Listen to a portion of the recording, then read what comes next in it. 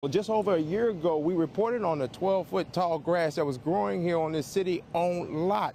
This is what it looked like as early as this week. The person who lives next door to here got this violation for it. I'm gonna go over there and do that just quick, and if you all want to come back to me, I'm gonna go over here just real quick. We're gonna stay with you, but Jeremy, watch out. That's the edge of a curve. So just catch yourself. Have the photographer, can you pull out there so we can see? You need to be careful, buddy. Hey, show him this car. Yeah, you could see somebody moving in the cab. They're about to get out. Jeremy, can you scream at them and find out if they're okay? We are on it. We are calling emergency responders right now. I believe Jeremy might have just lost his microphone. I think, we've he lost may have his lost audio. his audio. You can see oh, this Jeremy is a helping little somebody out of the girl. crowd. All right, so you need to be careful, Jeremy. Oh, good grief. That's a little girl. Thank God he got her out. Thank you, Lord. That's Fox 13's Jeremy Pierre. He's on East Trigg Street. Yeah. What did you say the cross street was? Yeah, he's at Trigg. I thought Trigg and College? Yeah, and I looked at that. I was like, that looks like Trigg right there.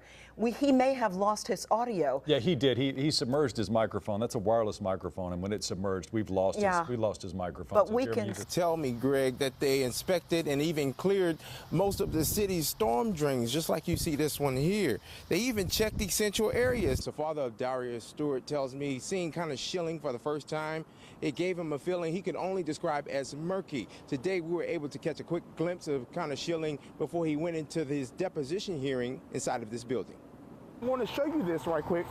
This water continues to get high out here because the water that's coming down slope is causing this puddle right here, this flood water, to get even higher, and it's coming from 4 different directions. So of course we're going to be out here monitoring the conditions out here and seeing how many more force responders come and hopefully not have to rescue anybody. Federal agents and local police were at the 47-year-old teacher's home at about 5 this morning. Today we told parents here at West Memphis High School what those agents were able to find in this home. He's telling me the victim walked into the store, ordered some chicken wings, and basically complained about them being undercooked. Today, we were able to get our hands on this surveillance video, basically showing a brutal fight and what prompted that cook to throw that hot grease on the victim. I showed customers video of the fight that eventually turned too hot to handle. Hey, that's the lady that used to cook in there too. The suspect in this incident, Olivia Gibson, is a cook at this gas station in the 200 block of East Macklemore. In the video, you see the victim, Deetria Hardy, taunting Gibson before and after a massive fight. I showed customers what police say landed Gibson in jail. Wow! Oh my God. Hot grease to the face. Police say the altercation was initially over Hardy complaining about undercooked chicken.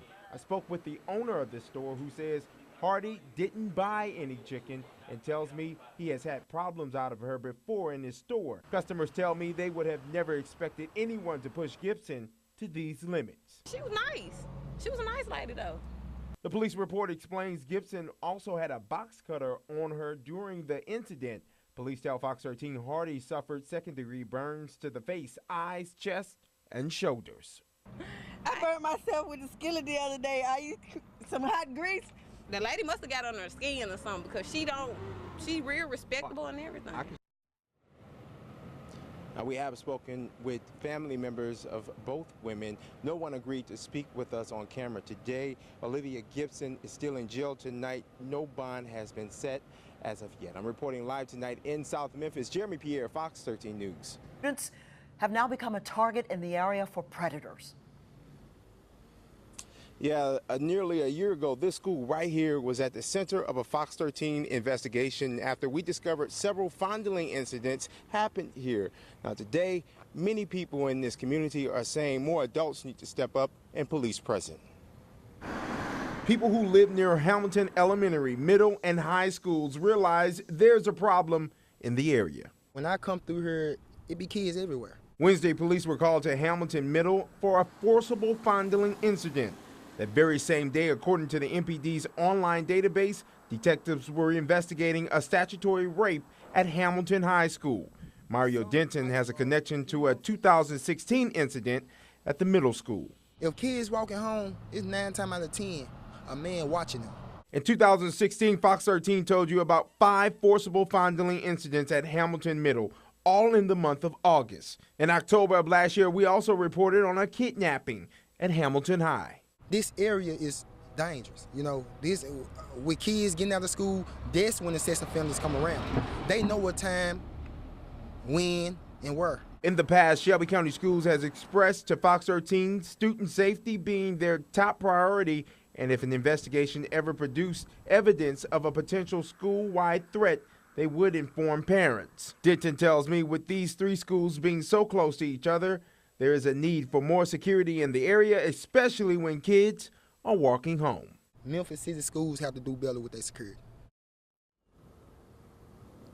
Now, we did reach out to the Shelby County school system today, and they tell us they are looking more into these investigations. They didn't give us a statement on these incidents that happened this week.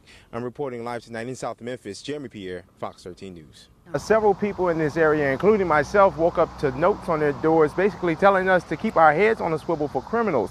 Today I discovered Harbortown is quickly becoming a target area for criminals. It's uncommon for the peace and quiet of Harbortown residents to be disturbed by criminals. Yeah, that's not good. Memphis police tell me the downtown residential area has had a lot of car break-ins in the last month or so. Jamia Stokes just moved to Harbortown from East Tennessee. We picked this place because we wanted to live somewhere that was safe and we could be outside and not have to worry. The crime so unusual for the area, apartment complexes and neighborhood associations are passing out notices to ask residents to be more vigilant and aware of their surroundings. When someone takes something that belongs to you, it doesn't feel right. Car break-ins are already a big problem in parts of downtown. Take a look at this map showing how the trend is making its way to Harbortown. We've even had trouble in our pool, people who don't live there coming in the pool, stuff like that. Silly, but you don't know what their exact agenda is. Fox 13 got some crime track numbers showing for the month of August, Harbortown had 2 car break-ins in the entire month. We did the same for September, which shows already on the 6th day of the month there have been 7 car break-ins. Like she said, we moved here for a little bit more safety and ease of mind, and it's a little worrisome that they're coming this way. Now, several residents tell me they have noticed an increased number of MPD patrol cars and private security in the area, but everyone is still reminded, if you see anything strange, to call police. I'm reporting live tonight in Harbortown. Jeremy Pierre, Fox 13 News. Jeremy, the victim told you the 5 words the suspect told her that has her very worried tonight. Yeah, and those words were, "I will shoot you," the last word being an expletive beginning with the letter B. Now, she says she came to this park to have her dog release some energy. She left here fearing for her life. The Overton Dog Park is the place a woman tells me the lives of her and her dog were put in danger Saturday. Why you keep hitting my dog? The woman, who only felt safe to speak with us over the phone, says a man with 2 German Shepherds came to the park looking to start trouble. His 2 dogs and my dog got into it. And you know, just back and forth. He pulled out a police stick and started beating my dog upside the head. The victim tells me the suspect soon turned his attention to her. Then I picked up a stick because I was trying to get him off my dog. He was beating my dog. He pulled out a gun and started waiting and said, "I kill you." Dog owners at the park found it hard to believe this type of violence unfolded at the family-friendly spot. I hope the man has been apprehended, and I hope when he is, he spends a long time in jail. Police tell Fox 13 several witnesses were at the park when the incident happened. Police say after putting away his gun, the suspect left the park in a black Honda Civic. I feel like in Memphis, too, sometimes you can kind of expect anything, no matter where, especially at a public park. Detectives tell me they are working close to the victim and witnesses to locate this man who is accused of coming to this park causing all this trouble. Now, the victim tells me, thankfully, her dog is doing just fine tonight. I'm reporting live tonight in Overton Park. Jeremy Pierre, Fox 13 News. Oh, just over a year ago, we reported on the 12-foot tall grass that was growing here on this city-owned lot. This is what it looked like as early as this week. The person who lives next door to here got this violation for it. This picture shows what Roy Blackburn says he has to live next door to after every summer. You have to worry him to death just to get it cut. Blackburn says the tall grass overshadows his manicured front yard. Blackburn tells me getting the owner of this property to cut the grass always comes with drama. Really, it's embarrassing to the city. It keeps saying it's their property. It's not ours. The summer of 2016, Blackburn contacted Fox 13 after grass on this walkway belonging to the city of Memphis grew to 14 feet high. Last week, this violation notice was delivered to Blackburn's home, claiming the high grass was at his address and he was responsible to get it cut. Blackburn tells me he had murky feelings after receiving the notice. I was being abused by the city. It's their property. Blackburn says he began calling the city to cut their property in July with no action ever being taken until this week. It's a routine over here. You have to call them every time. It get up to about 3 feet high.